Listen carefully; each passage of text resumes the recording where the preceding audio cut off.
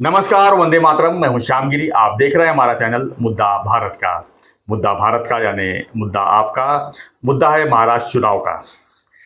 महाराष्ट्र चुनाव की आज एक ब्रेकिंग खबर हमारे पास है, उस पर हम चर्चा करने जा रहे हैं। महायुति से जो है कुछ खबर है अंदर की। अमित शाह इस समय महाराष्ट्र में आए हुए हैं और काफ़ी चीज़ें जो है यहाँ पर हो रही है महायुति के लिए, क्योंकि किसी भी हालत में जो है महायुति का सरकार जो है केंद्र को यानी कि अमित शाह को जो है जवाबदारी जो दी गई है, किसी भी हालत में उन्हें महाराष्ट्र में सरकार जो है लगातार बने रहना है और उसके लिए हर रणनीति पर जो है तैयारियां शुरू हो गई है। तो उसके इसी रणनीति में अंदर से एक खबर आ रही है, उसी को हम चर्चा करेंगे। हमारे साथ में है दयानंद नेने जी, जो राजनीतिक विशेषज्ञ है। खबर इन्हीं के पास है और यही बताएंगे कि ब्रेकिंग खबर क्या है, जो कि कुछ दिन में मीडिया में और बाकी जगहों पर आ जाएगी, लेकिन वो खबर हमारे पास आज ही है। सर, क्या कहेंगे जो ब्रेकिंग खबर हम बताने जा रहे हैं, उस खबर के बारे में थोड़ा बता दीजिए। श्याम जी, आज जो खबर अभी 15 मिनट पहले अपने हाथ में आई है और वो दर्शकों को मैं बताना चाहता हूँ कि सिर्फ अपने चैनल पे पहली बार आज हम कुछ दावे के साथ ये खबर ब्रेक कर रहे हैं। खबर है महायुति की। जैसे कि आप सबको मालूम है कि अमित शाह जी, केंद्रीय गृह मंत्री, महाराष्ट्र के दौरे पे है। उन्होंने भारतीय जनता पार्टी के नेता, शिवसेना के नेता और राष्ट्रवादी के नेताओं के साथ चर्चा की है। सीट बंटवारे के बारे में उनके साथ बातचीत हुई है और उन्होंने जो हमने 2 दिन पहले हमें सुना था कि उन्होंने एकनाथ शिंदे जी और अजीत दादा को बताया था कि हम एक सीट का जो बंटवारा होगा वो सम्मानजनक बंटवारा आपके साथ में हम करने वाले हैं करके।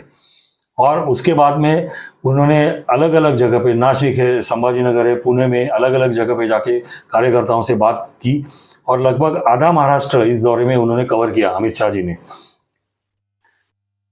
ये बैकग्राउंड पे अभी जो खबर हमें मिली है वो सबसे बड़ी ब्रेकिंग खबर है कि अजीत दादा पवार महायुति से आने वाले कुछ दिनों में अलग हो जाएंगे। महायुति से Ajit Dada will break away from Mahayuti in the coming few days is the news which we are breaking today on मुद्दा भारत का चैनल। ऐसे है, लोकसभा के चुनाव के पहले 1 साल पहले जब से अजीत दादा भारतीय जनता पार्टी शिवसेना सरकार में शामिल हुए, तब से भारतीय जनता पार्टी का जो केडर था वो काफी नाराज था। उनके मंत्रीगण थे काफी नाराज थे, क्योंकि आप एक सीन इमेजिन करो, 105 आमदार थे भारतीय जनता पार्टी के पास, 40 आमदार थे एकनाथ शिंदे के पास और 40 आमदार थे अजीत दादा के पास।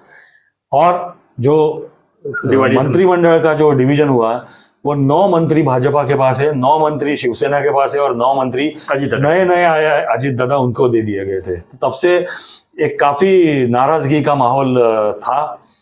ऐसे लगा था कि अजीत दादा आने के बाद पश्चिम महाराष्ट्र, जहाँ पे महायुति वीक है, तो वहाँ तो वो पश्चिम महाराष्ट्र का काफी बड़ा वोट बैंक अजीत दादा के साथ महायुति को मिलेगा। लोकसभा के चुनाव में ऐसे कुछ हुआ नहीं, उलट अजीत दादा को बहुत बड़ा नुकसान अजीत दादा को लोकसभा में हाथ में लगा। उनकी खुद की पत्नी बारामती में उनकी बहन के सामने हार गई और काफी बड़े मार्जिन से, तगड़े मार्जिन से हारी। वो जिस बारामती का नेतृत्व करते हैं, लास्ट टाइम 1.5 लाख वोट से जीते थे, वही बारामती में उनके पत्नी को 1.5 लाख का डेफिसिट आ गया। और वो लोकसभा निकाल से चलते हुए अगर आप देखोगे, जैसे ही दिन जा रहे थे अजीत दादा तो एक डिस्टेंस मेंटेन करते गए। वो एक तो प्रधानमंत्री जब भी आते थे उनके कार्यक्रम में हाजिर नहीं होते, अमित शाह आते थे तो उनको अलग से मिल लेते थे। कभी भी मुख्यमंत्री और उप मुख्यमंत्री देवेंद्र फडणवीस उनके साथ में कभी ज्यादा मिले नहीं, यानी प्रोटोकॉल फॉलो नहीं कर पा रहे। कोस्टल रोड का जो इनॉग्रेशन जब हुआ मुख्यमंत्री और उप मुख्यमंत्री के, उधर भी वो ये नहीं थे, तो उनके मन में कुछ तो चल रहा था, ये जाहिर था। और ये कंफर्मेशन जैसे जैसे होते गया कि उन्होंने खुद के पक्ष की एक जन संवाद यात्रा अलग से निकाली, खुद को अपना प्रोजेक्शन अलग सा करने लगे, एक एजेंसी को अपॉइंट किया खुद को प्रोजेक्ट करने के लिए, पूरा पिंक बैकग्राउंड पे एक नया माहौल में वो खुद को प्रोजेक्ट करने लगे। तो तब से अजीत दादा कुछ अलग उनके मन में चल रहा है, अलग होने का विचार तो नहीं कर रहे। तो उसका आखिर कंफर्मेशन अभी आ गया है कि अजीत दादा अलग हो जाएंगे और दोस्तों, मैं अभी 1-2 मिनट में आपको महाराष्ट्र में क्या माहौल अभी हो सकता है आने वाले दिनों में, कितना इंटरेस्टिंग माहौल हो सकता है, वो आपको मैं बताना चाहता हूँ। हम जब सर्वे किए हैं, 2 बार सर्वे किए, तो हमने महायुति और महाआघाड़ी इन दोनों को मद्देनजर रखते हुए सारे सर्वे किए थे। सारे सर्वे का रिजल्ट, लोगों के जो रिस्पॉन्सेस और हमारे कैलकुलेशन, वो ये दोनों पहलू पे थे कि एक आघाड़ी ये होगी, एक आघाड़ी ये होगी, और आप किसको चुनोगे। पर अभी जो मैं बताने जा रहा हूं, तो एक रहेगी महाविकास आघाड़ी, जो भी अभी लड़खड़ाटी हुई चल रही है। कांग्रेस और उद्धव ठाकरे का बिल्कुल बंद नहीं रहा है। शरद पवार जी किसके साथ में जाएंगे ये किसी को पता नहीं है। यहाँ पे अजीत दादा की न्यूज अगर अलग होने की सच्ची हो गई, तो भारतीय जनता पार्टी शिवसेना, मतलब एकनाथ जी की सेना और भारतीय जनता पार्टी की एक आघाड़ी, फिर अजीत दादा अलग लड़ने वाले, उनका एक अलग पक्ष। मनसे ने आज ही हमको 15 मिनट पहले कंफर्मेशन मिला मनसे से कि वो भी अलग लड़ने वाले हैं, तो उनका अलग एक पक्ष, और एक तीसरी आघाड़ी करके जो उभर के आने की प्रयास कर रहे हैं, प्रकाश अंबेडकर जी, राजू शेट्टी और बच्चू कडू। तो वो अगर अस्तित्व में आ गई, तो इतने सारे अलग अलग पार्टियां लोगों के सामने रहेगी। मतलब 2 आघाड़ियों की जगह पे अभी दूसरी आघाड़ी, 2 आघाड़ियां, फिर तीसरी आघाड़ी, और फिर अजीत दादा, और फिर मनसे, ऐसे 5 लोगों का एक बुके, 5 पार्टियों का एक बुके लोगों के सामने रहेगा, और लोगों को उसमें से चुन के देना पड़ेगा अपना कौन अपना गवर्नमेंट चलाएंगे, कौन सी आघाड़ी चलाएगी या कौन सा नेतृत्व चलाएगा। 5 चॉइस लोगों के पास होने वाले हैं। अजीत दादा के साथ 40 जो विधायक आए थे, उनको किस स्थिति में देख रहे हैं? क्या वो अजीत दादा के साथ में अलग से रहेंगे, या पवार साहब के घर वापसी कर सकते हैं, या वो अपना कहीं और जगह बना सकते हैं? क्या लगता है आपको कि अजीत दादा तो अगर यहाँ से निकले तो उनके सामने तो काफ़ी खराब पोजीशन हो जाएगा, क्योंकि कोई ऐसा, मुझे तो नहीं लगता कोई साथ देगा उनका। देखिए, लोकसभा में जो हुआ वो ऐसे हुआ कि दोनों तरफ से नाराजगी थी। मतलब अजीत दादा के साथ जो लोग आए, वो तो सत्ता मिल रही थी करके आ गए, और उनको 9 मंत्रिमंडल मिले और सबको निधि मिलने वाला था। 1 साल उन्होंने आराम से मजा की गुजारा। पर जब वोट्स का जब बात आया, तो लोगों को जो लगा था कि आसानी से एक दूसरे के वोट ट्रांसफर हो जाएंगे, तो लोग, हाँ, तो अजीत दादा को देखा, अजीत दादा ने, कि भारतीय जनता पार्टी और शिवसेना के वोट उनको नहीं मिल रहे, और उनके लोगों के वोट भी इनको नहीं मिल रहे। ये एक मार पड़ी। दूसरी मार ये थी कि उनके जो साथ में लोग थे, उन्होंने भी आप लोग भाजपा के साथ गए करके नाराजगी कैसे दिखाई, तो उन्होंने महाविकास आघाड़ी को वोटिंग किया।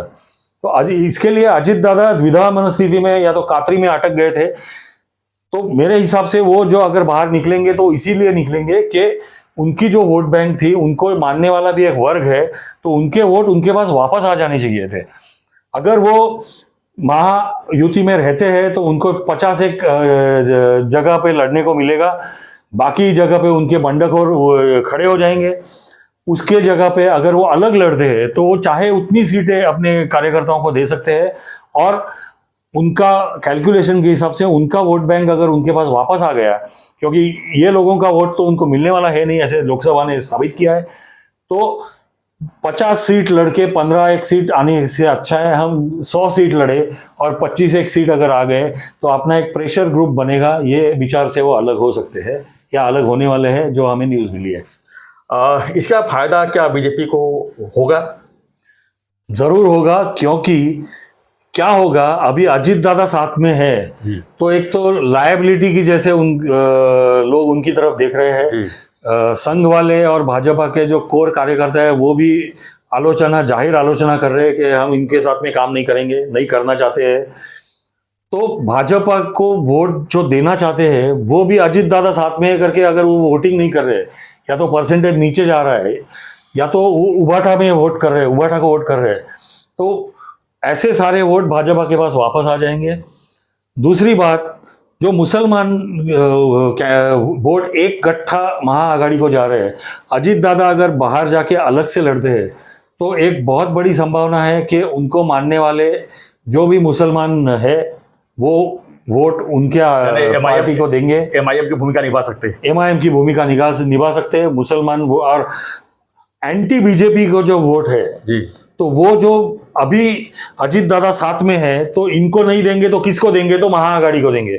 तो वो वोट लोगों को बटा सकते हैं, ऑप्शन मिल जाएगा, एक ऑप्शन, एक्स्ट्रा ऑप्शन मिल जाएगा और वो वोट अजीत दादा को जा सकता है। और वो वोट में अगर बंटवारा हो गया तो जो मार्जिन लोकसभा में 1 या 2% का फर्क दिख रहा था, तो अजीत दादा के पार्टी ने अगर वो 2% वोट भी बटोर लिए, एंटी बीजेपी वोट, तो उसका फायदा महायुति को होगा।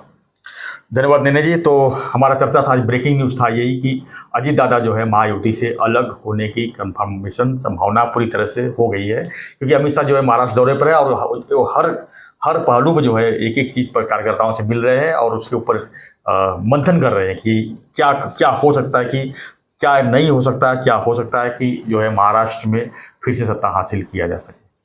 तो हमारा चर्चा यही था, हमारा विषय यही था कि अजीत दादा के क्या होगा, अजीत दादा जो है महायुति से अलग हो रहे हैं। तो आपकी क्या प्रतिक्रिया इस पर फ्रेंड्स हमें कमेंट बॉक्स में लिखिए और बने रहिए हमारे साथ, देखते रहिए हमारा चैनल मुद्दा भारत। धन्यवाद सर, ब्रेकिंग खबर के लिए बहुत बहुत बधाई आपको, धन्यवाद। जय हिंद, जय महाराष्ट्र, जय श्री राम।